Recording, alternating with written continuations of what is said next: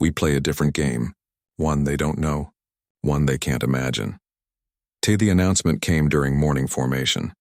Headmaster Torvin stood before the assembled cadets, his massive frame casting a long shadow across the courtyard. The war games begin in 3 days, he announced. Team assignments are now posted. You have 72 hours to prepare. Study your teammates. Learn their capabilities. Plan your strategies. Cadets rushed to the display boards. Tejo walked slowly, already knowing what he would find. Politics always played a role in military assignments. The best cadets would be grouped together. The weakest scattered among teams where they could not hurt overall performance. And humans, being considered weakest, would be distributed accordingly. He found his name on Team Talon. With him were Hiyori, 2 Vrax cadets named Cross and Vena, a Tessari hive node called Ziliath, and a Kelthan technician named Dexron. Not terrible, but not the best either. Across the courtyard, Ralzeth studied his assignment with satisfaction. Team Apex, all top-ranked cadets, elite warriors from the strongest species. He caught Taiho's eye and smiled. A predator's smile. Team Talon's first meeting was in a small conference room. The 5 non-humans arrived and looked at Taiho and Hiyori with barely concealed disgust.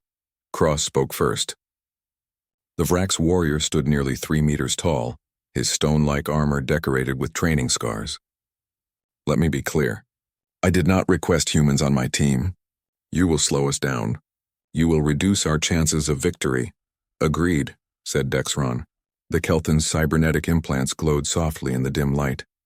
Human reaction time is 40% slower than optimal.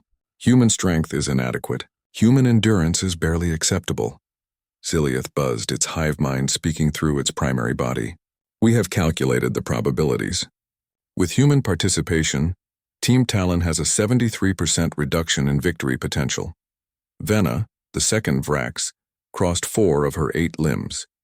Can they at least follow orders without complaint? Hiyori started to respond angrily, but Taiho placed a hand on her arm. We understand your concerns, he said calmly. We know we lack your physical advantages. We know we're considered a liability. Then you understand why you should remain at base camp, Cross said. Let the real warriors handle combat operations. No, Taiho said. The room went silent. No, Cross leaned forward. You refuse orders?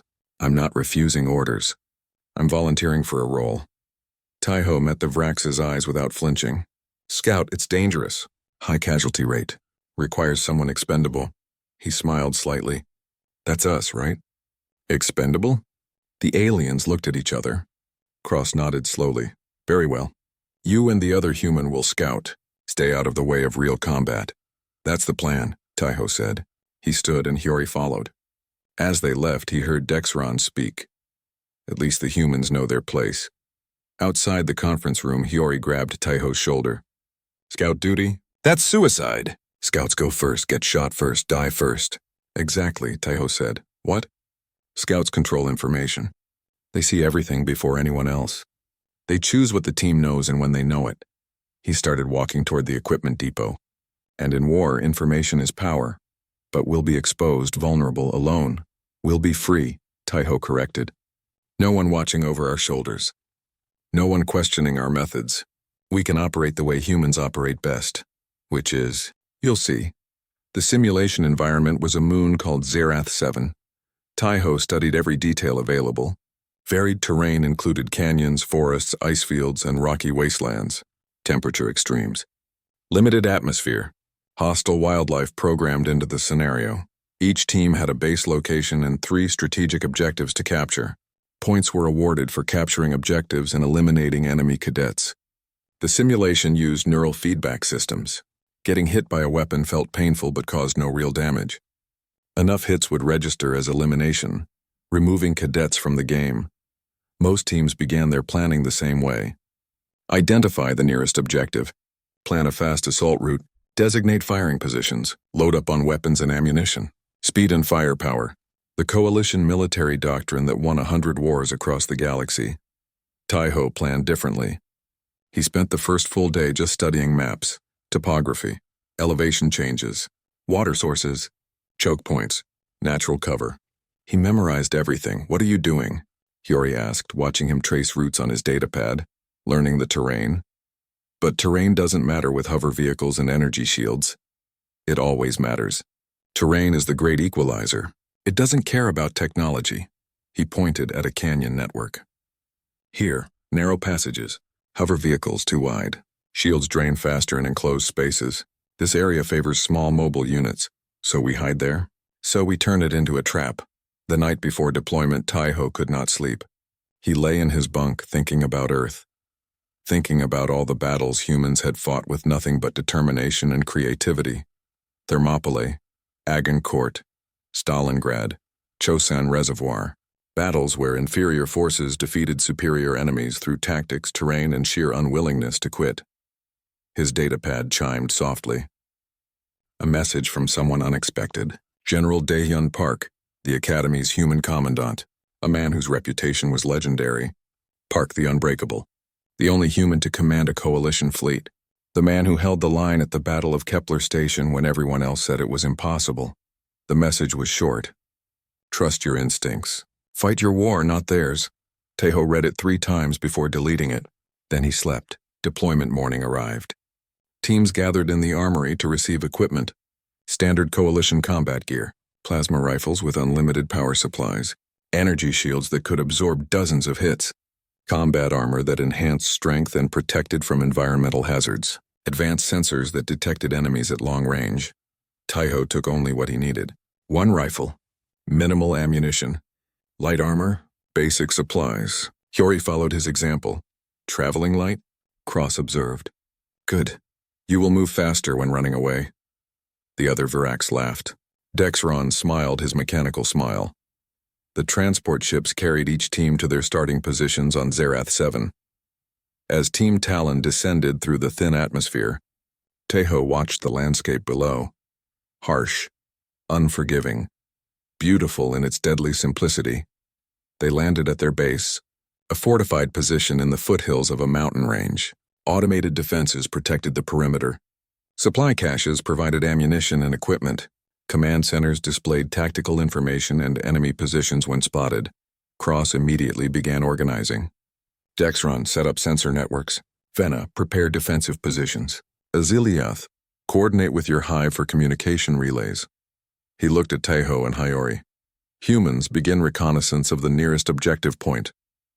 Understood, Taiho said. We'll report back in 6 hours. 6 hours? Cross frowned. The objective is only 2 kilometers away. You need 15 minutes. We need to be thorough. You need to be fast. Other teams are already moving. Speed wins this simulation. Then the other teams will get there first, Taiho said. And we'll let them... What? Cross stepped forward, his massive body radiating anger. We do not let enemies take objectives. We let them fight over objectives, Taiho corrected. While we watch and learn. While we prepare. Coward tactics. Weak tactics. Human tactics. Cross turned away in disgust. Go, Scout. Try not to embarrass the team further. Taiho and Hyori left the base, moving into the wilderness of Zerath 7. The moment they were out of sensor range, Hyori spoke. What exactly are we doing? Reconnaissance. Real reconnaissance. Taiho pulled out a datapad and began marking the map. We're going to spend the next 6 hours learning everything about the terrain between here and all 3 objectives. Every hill. Every valley. Every place where an ambush could work. Every position where crossfire is possible. Every route that looks safe but isn't. Why? Because everyone else will rush to the objectives. They'll fight over strategic points. They'll use their shields and weapons and technology exactly as they were trained. He looked at her. And while they do that, we'll be preparing the battlefield. They moved through the landscape like ghosts. Taiho taught Hyori things the Academy never covered. How to move without creating dust trails. How to use natural cover instead of energy shields. How to observe without being observed. Skills from Earth. Skills from Korea's mountain ranges and jungles. Skills humans developed because they had no other choice. They found the first objective point, a communications tower on a hill. Perfect position. Easy to defend with shields and overlapping fire. 2 teams were already fighting over it. Team Apex and Team Nova. Plasma fire lit up the hillside. Shields absorbed hits. Cadets moved confidently, knowing their technology protected them. See that? Taiho pointed to where Ralzeth directed his team with precise efficiency. Perfect coalition tactics. Fire superiority. Shield advancement. Overwhelming force. They're winning, Hiyori observed. They're exposing their methods, their patterns, their assumptions. He began recording everything. Now we know how they fight, what they expect, what they're not prepared for. For 6 hours they scouted. They found all 3 objectives. They mapped the terrain between base and objectives. They identified natural choke points, observation positions, ambush sites, and escape routes. They saw 4 different teams and recorded how each. The first week at the academy was designed to break weak cadets. Tejo understood this. Every military institution worked the same way. Push recruits to their limits, find who would quit, separate the strong from the weak. The physical trials began at dawn. Instructor Vexlar led them to a massive training field where equipment waited. Weights made from compressed gravity plates, running courses that stretched for kilometers, obstacle walls that rose 30 meters high. Today we measure your capabilities, Vexlar announced. Strength, speed, endurance.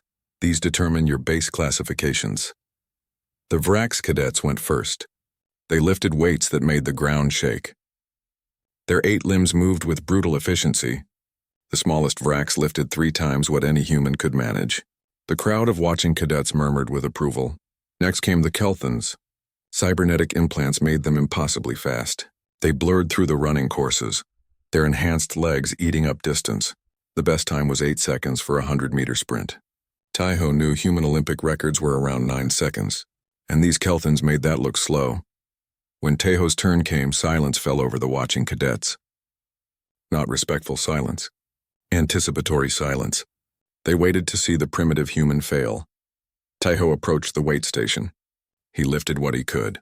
It was decent. Good even by human standards. But compared to the Vrax who had lifted 3 times more, it looked pathetic. Whispers spread through the crowd. So weak, barely stronger than a child. How did this species reach space? The running course was worse. Tejo pushed himself hard, his lungs burning, his legs aching. He finished in 10 seconds. Respectable for a human. Embarrassing compared to the Kelthans. The laughter started before he crossed the finish line. Ralzeth stood at the edge of the field, arms crossed, his cybernetic eyes glowing. "Instructor Vexlar," he called out. "Is this human broken? Perhaps we should send for a repair technician." The Kelthan cadets around him laughed. Others joined in. Vexlar said nothing, but his eyes showed what he thought. Disappointment, maybe pity. Hiyori came next. She performed better than Tejo in some areas, worse in others. The result was the same. Mockery, laughter, casual dismissal. The endurance test came last. A 20-kilometer march with full combat gear. Here finally humans showed something different. Tejo and Hiyori kept pace with everyone else. Their bodies were designed for long-distance movement. Humans were persistence hunters, built to chase prey until it collapsed from exhaustion. But even this advantage was dismissed. They only kept up because we slowed down for them, a Tasari cadet buzzed. The Tasari were hive-minded beings, their consciousness shared across multiple bodies. Our collective efficiency far exceeds their individual determination. By the end of the day, Taiho's body ached. Every muscle screamed, but he showed nothing on his face. He cleaned his gear, ate his meal, and prepared for the next test. The tactical simulation came 3 days later. Cadets entered virtual reality pods that created perfect combat scenarios. The test was simple. Infiltrate an enemy stronghold, neutralize targets, extract intelligence. Success was measured by speed and efficiency. Tejo watched others go first. The Vrax used overwhelming force. They charged through defenses, their natural armor absorbing damage, their multiple limbs wielding multiple weapons. Brutal, effective, fast. The Kelthans used technology. Their cybernetic enhancements let them hack security systems, predict enemy movements, coordinate attacks with computer precision. Elegant, efficient, faster. The Tesserae used their hive mind. Multiple bodies moved as one consciousness, flanking enemies from every angle, sharing information instantly, coordinated, overwhelming, fastest. Then came Tejo's turn. He entered the virtual reality pod and the simulation began. He found himself outside a fortified compound. Guards patrolled. Automated defenses scanned the perimeter. Security systems monitored every approach. Other cadets had charged in using their natural advantages. Tejo did something different. He watched. He studied the guard patterns. He noted the timing of security sweeps. He found the blind spots where sensors could not reach. He spent 20 minutes just observing, learning, planning. Finally, he moved. Slowly, carefully. He used shadows and cover. When guards passed, he waited. When sensors swept his area, he stayed perfectly still. He did not have energy shields, so he avoided detection entirely. He did not have superior strength, so he avoided direct combat. He did not have cybernetic enhancements, so he relied on patience. Step by step, he infiltrated the compound. He neutralized targets silently. He extracted the intelligence. He escaped the same careful way he had entered. Mission complete. But when he exited the pod, Instructor Vexillar was frowning. Time? 43 minutes, sir, a technician reported. The average completion time is 18 minutes. Vexillar looked at Tejo. You took more than twice as long. But I completed the mission. Sir, efficiency matters. Cadet Kim, in real combat, speed saves lives. Your cautious approach would get your team killed while you hid in shadows. Ralzeth appeared at Vexillar's side. Instructor, permission to speak. Granted. The human crawls like an insect while real warriors charge like lions. Ralzeth smiled, showing teeth. Perhaps we should create a special category. Most likely to survive by cowering. Laughter erupted from the watching cadets. Even some instructors smiled. Tejo said nothing. He saluted Vexillar and walked away. Hayori caught up with him in the corridor. That was smart tactics, she said in Korean. You succeeded without taking a single hit. Doesn't matter. They only see speed, power, direct approaches. Tejo kept walking. They think patience is weakness, is it? No. Patience is what kept humans alive when saber-toothed tigers hunted us. Patience is what let us track mammoths for days until they collapsed. Patience is survival. He stopped walking and looked at her. But they won't understand that. Not yet. The worst humiliation came during tactical theory class. Instructor Vexler taught the course, and today's lesson was titled Evolution of Warfare. Modern warfare, Vexler began, is based on fundamental principles developed over millions of years of galactic history. Energy projection, shield technology, genetic optimization, cybernetic enhancement. He gestured and a holographic timeline appeared, showing the development of military technology across different species. However, he continued, it is educational to examine primitive methodologies, to understand how far we have evolved. Another gesture. Today we examine human warfare as a case study in survival-based combat. Tejo tensed. He knew what was coming. Images filled the display. Human soldiers in World War I drowning in mud. Vietnam jungle fighters using traps and ambushes. Middle Eastern insurgents with improvised weapons. Historical battles where humans died by the thousands. Observe. Vexler said. Humans developed warfare without any evolutionary advantages. No natural armor. No enhanced senses. No genetic improvements. They fought using only tools and tactics. He highlighted an image of soldiers in trenches. They dug holes in the ground and hid. For years. Can you imagine? Warriors so weak they could only survive by hiding in dirt. The class laughed. Another image. Guerrilla fighters in a jungle. They ambushed enemies from concealment because direct combat meant certain death. Like prey animals attacking predators. More laughter. A third image. Nuclear weapons exploding. When they could not win through strength, they built weapons of mass destruction. Crude devices that killed indiscriminately. No honor, no precision. Just overwhelming force because they lacked skill. The laughter grew louder. Ralzeth stood up. Instructor, I have a question. Speak. Why waste our time studying extinct methodologies? These tactics are irrelevant to modern warfare. We have energy shields that make trenches unnecessary. We have sensors that make ambushes impossible. We have precision weapons that make mass destruction obsolete. He gestured dismissively at the human images. What can we possibly learn from a species that fights like frightened animals? The class erupted in applause. Cadets from every species nodded agreement. Even some who had been neutral before joined in the mockery. Vexler held up a limb for silence. A valid point, Cadet Ralzeth. However, these primitive tactics do teach us something important.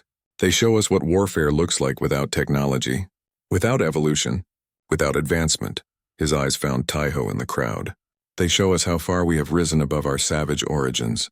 Taiho sat perfectly still. His hands did not clench. His jaw did not tighten. His face remained calm. But inside, something cold and hard settled into place. After class, Hiyori found him in the observation deck. It was a quiet place where cadets could look out at the stars. Taiho stood at the window, staring at a small blue dot in the distance. Earth. Home. I'm tired of this, Hiyori said angrily. Every day more insults. More mockery. We should say something. Do something. Fight back. How? Taiho asked quietly. I don't know. Challenge Ralzeth to a duel. Report Vexlar for discrimination. Something other than just taking it. Taiho turned to look at her. Would any of that change their minds? Maybe. At least we would feel better. Feeling better is not the goal. Winning is the goal. He looked back at Earth. Every species here has advantages we don't have. Stronger bodies, better technology, enhanced minds. They're right about that. We can't beat them at their own game. Then what can we do? The transport shuttle descended through the purple clouds of Valtros Prime, and Taiho Kim pressed his face against the window. Below, the Stellar Combat Academy sprawled across the landscape like a crystal city. Towers of glass and metal reached toward the sky. Training fields stretched for miles, and cadets from dozens of species moved between buildings like colorful insects. Taiho was 22 years old, and he was scared. Not that he would show it. The Korean Special Forces had taught him to keep fear locked inside, hidden behind a calm face. But this was different. This was the most famous military school in the entire galaxy, and he was the first human to attend in 15 years. The shuttle landed with a soft thud. Taiho grabbed his bag and walked down the ramp. The moment his boots touched the ground, he felt eyes on him. Dozens of them. Hundreds. Cadets stopped walking to stare at him. Some pointed. A few laughed. He understood why. Humans were new to the galaxy. Only 60 years ago, the Galactic Coalition had discovered Earth. They found a species with no energy shields, no plasma weapons, no genetic modifications. Just people who still used chemical bullets and metal tanks. Primitive. That was the word most aliens used for humanity. A tall figure approached him. 8 limbs moved with military precision. The creature stood 3 meters tall, covered in natural armor plating that looked like stone. Avrax. Taiho had studied the species during his journey. They were warriors respected across the galaxy for their strength and honor. Cadet Kim. The Vrax's voice rumbled like thunder. I am Instructor Vexlar. Follow me. Taiho followed, trying not to stare at the incredible sights around him. Cadets with 4 arms practiced combat moves. Flying creatures dove and spun through obstacle courses. A group of beings that looked like living crystals marched in perfect formation, moving as one mind. You will find this academy challenging, Vexlar said without looking back. Most species here evolved for war. Enhanced strength, natural armor, hive minds, cybernetic improvements. He paused. Humans have none of these advantages. No, sir, Taiho said quietly. Then why are you here? To learn, sir. Vexlar made a sound that might have been a laugh. We shall see. The barracks were enormous. 50 cadets shared the space, each from a different world. Taiho found his assigned bunk in the corner. As he unpacked, conversation stopped. He felt the stares again. Look at it, someone whispered in Galactic Standard, the common language. So small.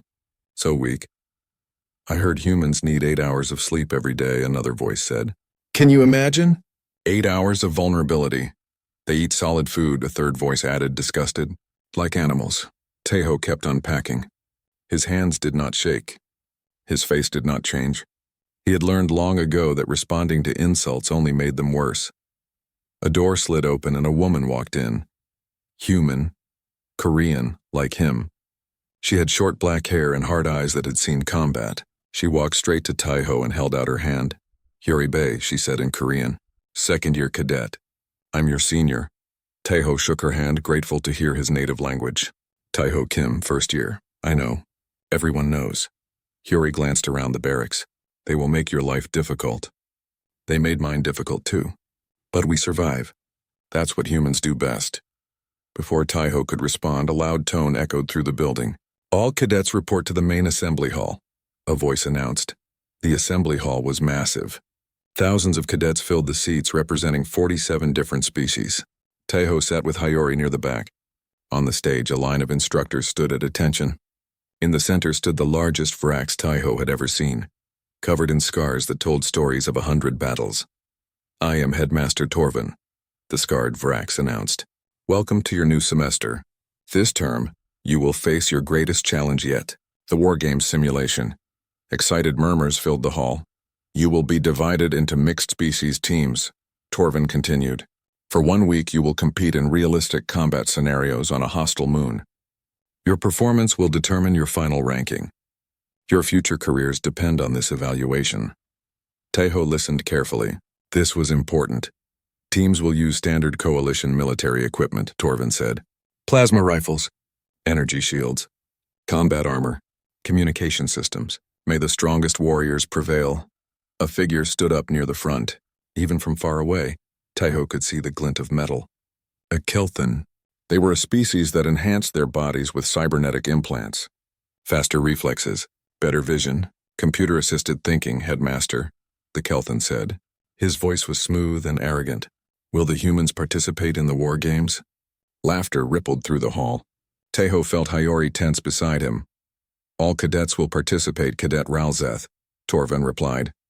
"But sir," Ralzeth continued, "is it fair to include a species with such limited capabilities? Their reaction times are slow. Their bodies are fragile. Their tactics are primitive." He paused for effect. "Perhaps they should observe rather than participate. For their own safety." More laughter. Louder this time, Instructor Vexlar stepped forward. "Let me show you why Cadet Ralzeth raises valid concerns." He gestured and a holographic display filled the air above the stage. "This is human warfare," images appeared. Taiho recognized them from history books. Soldiers in trenches covered in mud. Men charging across beaches under heavy fire. Guerrilla fighters hiding in jungles. Urban combat in destroyed cities. Tanks that rolled on treads instead of hovering.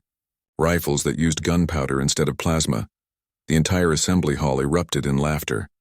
"Look at them," someone shouted. "They fight with chemical explosions. No energy shields. They just stand there and get shot. Primitive apes playing soldier." Vexlar let the laughter continue for a moment, then raised one of his 8 limbs for silence. "As you can see, human military doctrine is based on outdated concepts. Direct combat, attrition warfare, brute force tactics." His eyes found Taiho in the crowd. "This is what happens when a species learns war without proper technology." Ralzeth stood again. "Instructor, I have a question. Why waste academy time studying extinct methodologies? Modern warfare has evolved beyond such crude approaches. Energy weapons, shields, genetic enhancements. These are the tools of real warriors." He turned slightly, making sure everyone could hear him. "Humans fight like animals because they are barely more than animals." The Kelthan cadets around Ralzeth cheered. Others joined in. Soon half the hall was applauding. Taiho sat perfectly still. His face showed nothing. Inside, a cold anger settled in his chest. Not hot rage. Not the kind that made you stupid. The cold kind. The dangerous kind. The kind that made you patient. Hayori leaned close. "Say something," she whispered in Korean. "Defend us." "No," Taiho whispered back. "Why not?" "Because words won't change their minds." He watched Ralzeth bow to the applause. "Only actions matter here." The assembly ended. Cadets filed out, still laughing and mocking. Taiho heard his name mentioned a dozen times. He ignored it all. That night in the barracks, someone played recordings on their personal display. Historical human battles. Ancient wars. Soldiers fighting without shields or advanced technology. The other cadets gathered around, pointing and laughing. They needed vehicles to move around. "Look, that one got tired from running." "Is that actual blood?" "How primitive." Taiho lay on his bunk, eyes closed, listening. He memorized every voice. Every insult, every laugh. He did not feel angry anymore. He felt calm, focused. Hiyori climbed up to his bunk. "Taiho," he opened his eyes. "When will you show them?" she asked. "Show them what?" "That they're wrong about us." Taiho looked at the ceiling. "When it matters," he said. "When words won't work. When only results count." He turned his head to look at her. "Let them laugh now. Let them think we're weak. Let them believe their technology makes them superior. And then," a small smile touched his lips, "then we teach them why humans survived on Earth. Why we made it to space at all. Why every military doctrine we developed was written in real blood, learned from real death earned through real survival. His smile faded. We teach them what it means to come from a world that tried to kill us every single day for 10,000 years. Yori nodded slowly. The war games. The war games, Taiho agreed. Across the barracks, the laughter continued. But Taiho closed his eyes and slept. He would need his rest. The real test was coming soon, and when it did, the galaxy would learn something important about humanity. They would learn that mockery was easy. Respect was earned, and humans knew how to earn things the hard way. It was the only way they had ever known. Dawn broke over Zerath 7 with cold purple light. Taiho woke his team before sunrise. They ate quickly, checked equipment, and moved into position. The canyon network was perfect. 3 levels of rocky passages, narrow enough to restrict movement, complex enough to create confusion. Remember, Taiho said, as they separated to their positions. Wait for my signal. Do not fire until I fire. Patience wins this fight, Cross nodded. The Vrax warrior had stopped questioning Taiho's tactics after seeing the detailed preparation. We trust your plan, human. Do not make us regret it. They settled into their positions. Taiho and Hiyori took the highest level, overlooking the canyon. Cross and Venna positioned themselves at ground level, where the canyon narrowed most severely. Dexron and Ziliath covered the exit, preventing escape. Then they waited. 1 hour passed. 2 hours. The cold of Zerath 7 seeped through their armor. Most cadets would have grown impatient, questioned the plan, demanded action. Taiho waited. Hiyori waited. And slowly the alien members of Team Talon learned to wait too. Contact, Dexron whispered through the comm system. His cybernetic sensors detected movement. Team Apex approaching. 6 members. Full strength. Taiho watched through his scope. Ralzeth led his team confidently through the canyon entrance. Why not? They were elite warriors. They had captured the first objective easily. Their shields were charged, their weapons ready, their confidence absolute.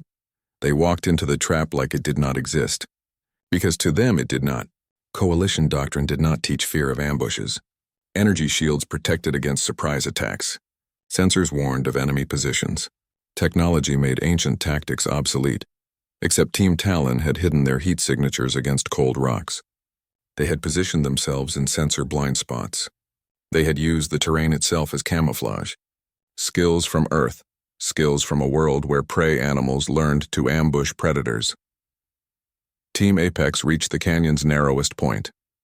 Ralzeth raised his hand, signaling his team to advance. His shields glowed softly, fully charged. Taiho fired. The plasma bolt caught Ralzeth in the shoulder. His shield absorbed most of the impact, but the surprise made him stumble. Before he could react, Team Talon opened fire from 3 directions. Crossfire. The most basic human tactic. The most effective killing method ever invented. Team Apex tried to respond with standard coalition tactics. They raised shields, returned fire, attempted to advance. But in the narrow canyon, their movements were restricted. Their shields drained faster in the confined space. Their sensors could not track enemies above and beside them simultaneously. Fall back, Ralzeth shouted. Retreat to open ground. But Dexron and Ziliath blocked the exit. More plasma fire cut off the escape route. Team Apex was trapped. Elite warriors, superior technology, perfect training. None of it mattered. The terrain was the enemy. The ambush was the enemy. The tactical situation was the enemy. Taiho kept firing, kept moving. Never staying in one position. He had learned this from Korean military doctrine. Fire and move. Move and fire. Never give enemies a stationary target. Hiyori did the same. Together they flowed through the upper canyon like water. Impossible to pin down, impossible to predict. Cross and Venna used their natural Vrax armor to hold the ground level. They absorbed return fire, their shields supplementing their biological protection. They did not need to kill enemies. They only needed to keep them trapped. One by one, Team Apex members took enough hits to register as eliminated. Neural feedback made each impact painful. Shields failed. Cadets dropped out of the simulation. Ralzeth was the last. He stood alone, surrounded. His perfect cybernetic enhancements useless in this situation. Taiho approached from behind, silent as death. You are standing on a mine, Taiho said quietly. Ralzeth spun around, his weapon raised. But Taiho had already moved, already fired. The Kelthan's shields absorbed the hit, flared, and failed. He registered as eliminated. How? Ralzeth demanded. His voice shook with disbelief. We are the elite. You are primitives. That's why we won, Tejo said. You expected a fair fight. We gave you an effective fight. There is a difference. Back at the Academy Command Center, silence filled the observation room. Instructors stared at the displays. Team Apex, the favored team, had been eliminated in 7 minutes. Team Talon, the weakest team on paper, had won without losing a single member. Replay the engagement, Headmaster Torvin ordered. They watched it again, and again. Each time the same result. Perfect ambush, perfect execution, perfect understanding of terrain and tactical psychology. The humans planned this, Vexlar said slowly. This was not luck. This was deliberate, but how? Another instructor asked. They spent 6 hours scouting. We thought they were wasting time. They were preparing the battlefield, a new voice said. General Daehyun Park entered the observation room. Every instructor immediately stood at attention. Park waved them down. They were doing what humans have done for thousands of years. Turning disadvantages into advantages. He pointed at the display. You see a weak ambush. I see perfect tactical application. You see cowardice. I see efficiency. Park's voice was quiet but carried authority. Every species in this academy learned warfare with advantages. Natural armor, enhanced senses, superior technology. You learned to fight from positions of strength. And humans? Torvin asked. We learned to fight from positions of weakness, which means we learned to cheat, to be patient, to use terrain, to accept that honor is worthless if you are dead. Park smiled grimly. We learned that winning is not about being strongest. It is about making the enemy fight your kind of fight. Back on Zerath 7, Team Talon regrouped. Cross approached Taiho with something like respect in his eyes. I was wrong about you, human. You were right, Taiho corrected. We are weaker than you. Slower than Kelthans. Less coordinated than Tasari. Everything you said was true. Then how did we win? Because we made strength irrelevant. We made speed useless. We made technology a liability. Taiho pointed at the canyon. In there, your advantages did not matter. Only tactics mattered, and tactics are what humans learned when we had nothing else. Vena approached. What now? Other teams will know we are dangerous. Good, Taiho said. Let them know. Let them prepare. Let them plan for us, he smiled. Because while they prepare for one ambush, we will prepare 10 different tactics. Human warfare is not one trick. It is endless adaptation. Over the next 3 days, Team Talon won 4 more engagements. Each one different. Each one using terrain, surprise, and psychological warfare. They captured objectives by making other teams too afraid to defend them. They eliminated enemies by making every approach dangerous. They turned the entire moon into a trap. Other teams began to fear engaging Team Talon, the team with 2 humans. The weakest members had become the most dangerous opponent on Zerath 7. In the command center, instructors watched with growing understanding and growing unease.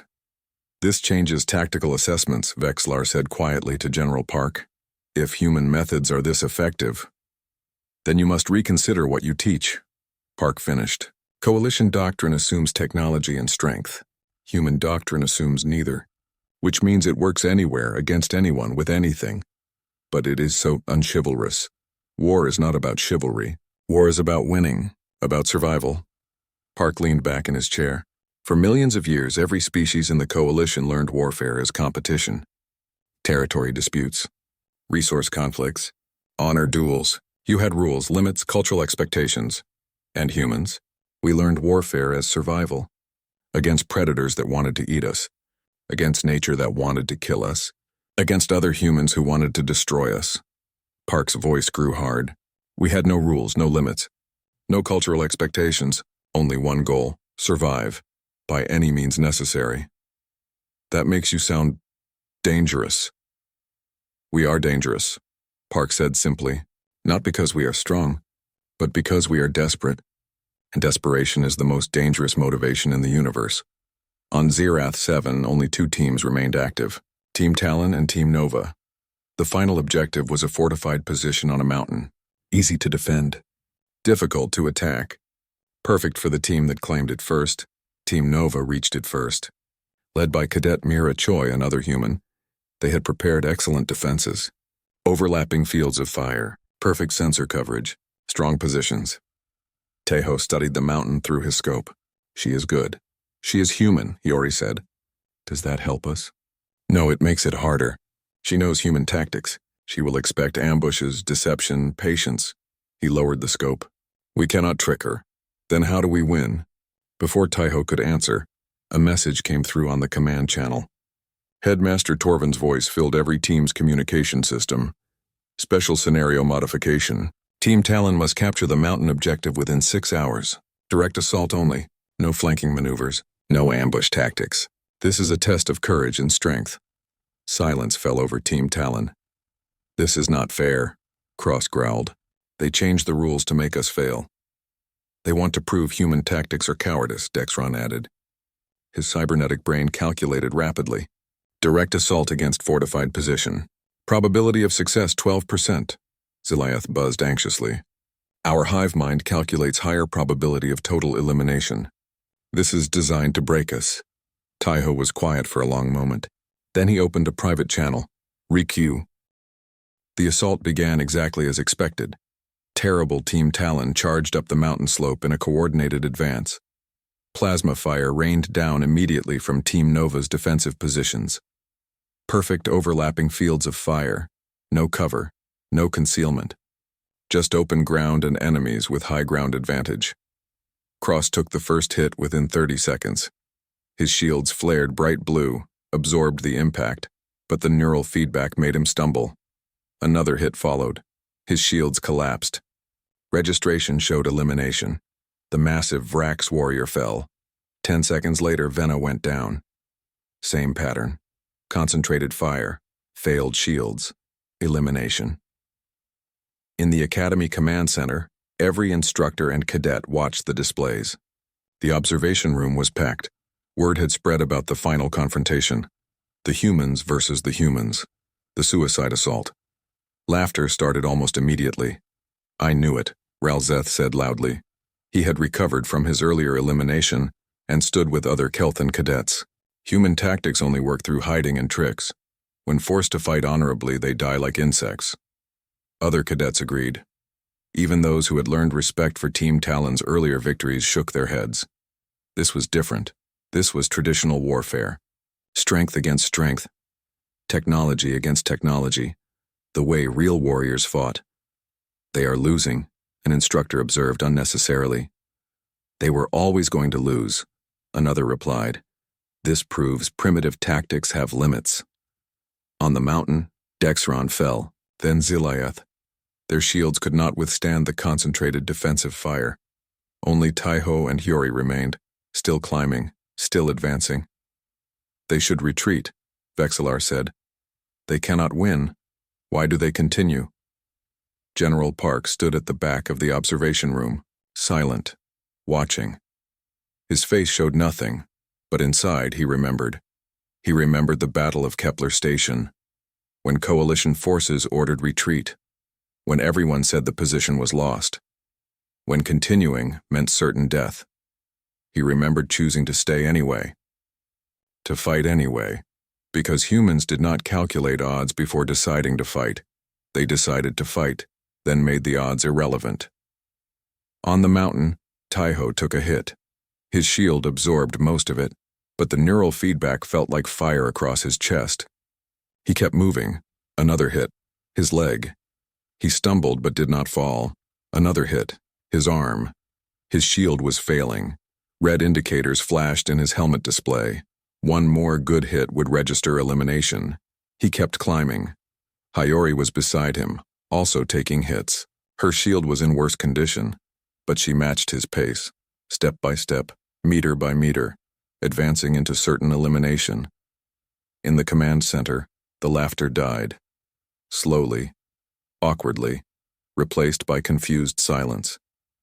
Why are they not stopping? A cadet asked. They are eliminated, another said. Look at their shield levels, one more hit and they are out. Then why are they still moving? Taiho's shield failed completely. The next plasma bolt hit him directly. Neural feedback exploded through his nervous system. The simulation registered it as a chest wound. Fatal. Elimination confirmed he was still moving. Impossible. an instructor said. The simulation shows him eliminated. He should be paralyzed by neural feedback. He is human, Vexillar said slowly, realization dawning.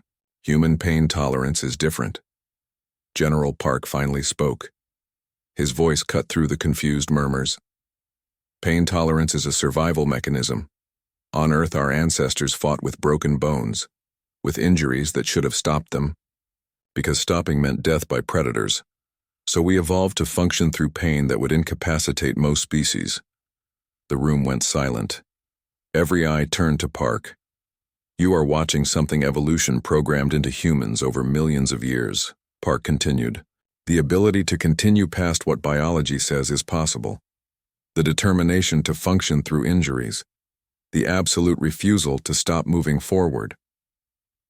On the mountain, Hiyori took her final hit. Eliminated.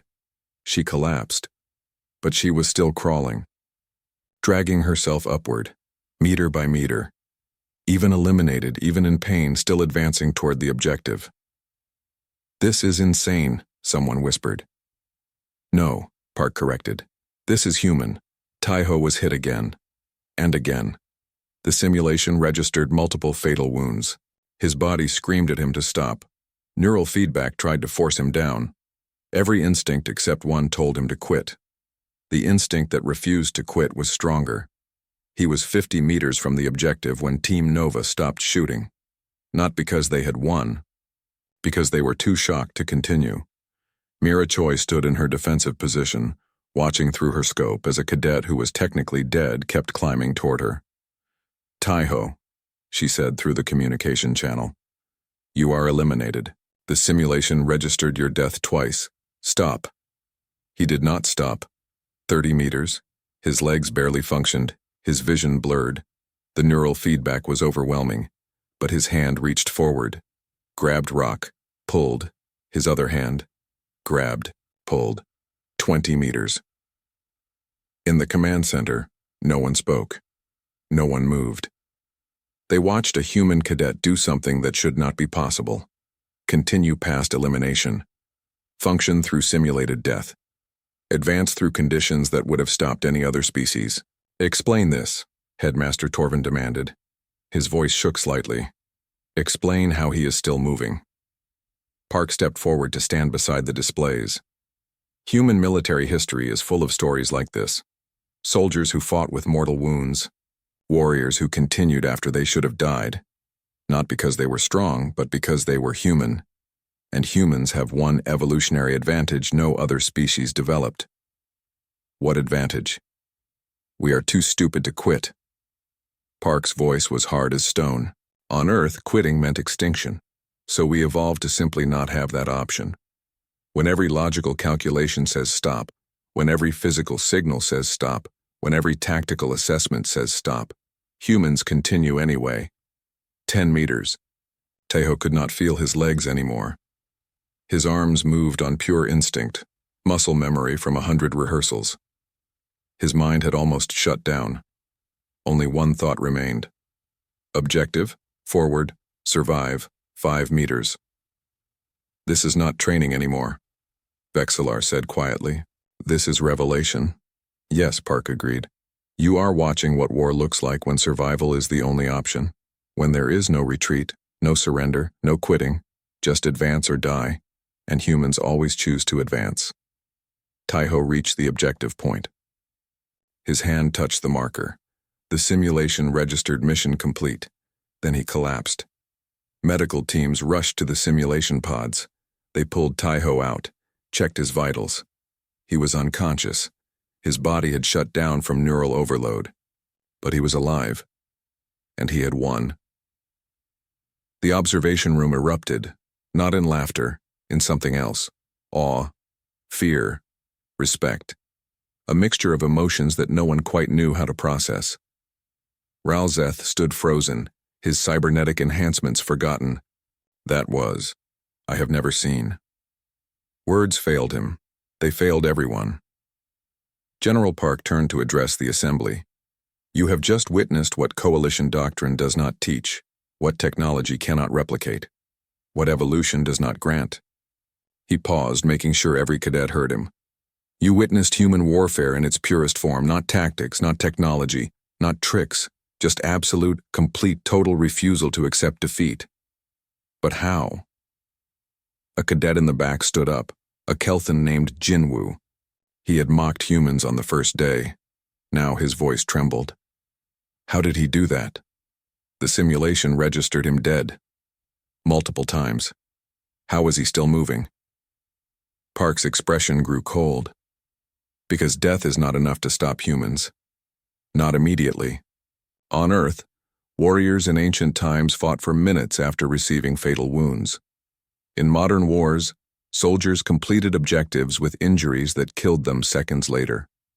When adrenaline and determination combine, humans function past the point of death. The room was silent. But there is more, Park continued. You asked how. The better question is why. Why did he continue? He gestured at the displays. Because 6 hours ago, I asked him a question. What do Omaha Beach, Iwo Jima, and Chosin Reservoir have in common? I do not know these references, Torvin said. They were battles on Earth, impossible assaults, suicide missions. Humans attacking fortified positions against overwhelming odds. Park's voice dropped. And they all succeeded. Because when humans commit to an objective, when we accept that the cost might be death, we become unstoppable. Not because we are strong, but because we are willing to pay any price. He turned to look at the assembled cadets. Every species in this room learned warfare as a game of advantages. Better weapons, stronger bodies, superior technology. You developed honor codes and rules because you could afford them. You had advantages that made mercy possible. And humans? Jinwoo asked quietly. We had no advantages. So we developed no mercy. We could not afford honor codes because honor gets you killed. We could not afford rules because nature has no rules. We learned warfare as pure survival. Kill or be killed. Win or go extinct, advance or die. Park's eyes were cold. And that made us the most dangerous warriors in the galaxy. Because we remember what it means to fight when losing is not an option. In the medical center, Taiho woke up. His body ached. His head pounded. Hiyori sat beside his bed, also recovered. We won, she said. Did we? His voice was rough. You reached the objective, mission complete. Team Talon wins the war games. She smiled, but it was a sad smile. But the cost was acceptable. Taiho sat up slowly.